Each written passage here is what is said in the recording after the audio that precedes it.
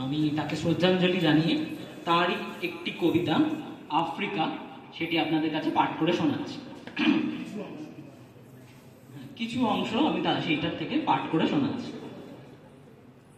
উদ্ভ্রান্ত সেই আদিম যুগে স্রষ্টা যখন নিজের প্রতি অসন্তোষে নতুন সৃষ্টিকে বারবার করেছিলেন বিধ্বস্ত, তার সেই অধৈর্যে ঘন ঘন মাথা নাড়ার দিনে রুদ্র সমুদ্রের বাহু প্রাচী ধরিত্রীর বুকের থেকে ছিনিয়ে নিয়ে গেল তোমাকে আফ্রিকা।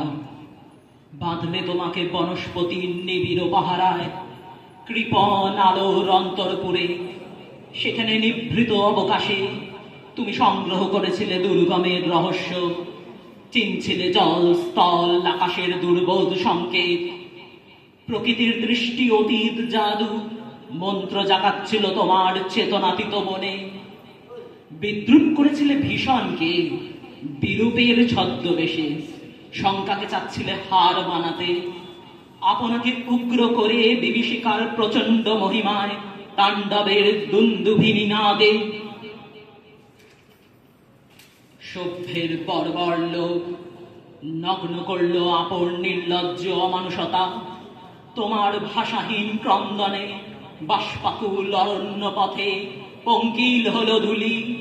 তোমার রক্তে অশ্রুতে মিশে দস্যু পায়ের কাটা মারা জুতোর তলায় বিভৎস কাদার পিণ্ড চিরস্থির দিয়ে গেল তোমার অপমানিত ইতিহাসে।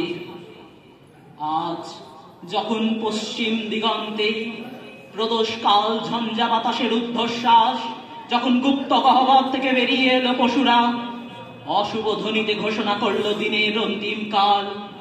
এসো যুগান্তরের কবি, আসন্ন সন্ধ্যার শেষ রশ্মিপাতে দাঁড়াও ওই মানহারা মানবিক দ্বারে, বলো ক্ষমা করো হিংস্র প্রলাপের মধ্যে, সেই হোক তোমার সভ্যতার শেষ পুণ্যবাণী। নমস্কার।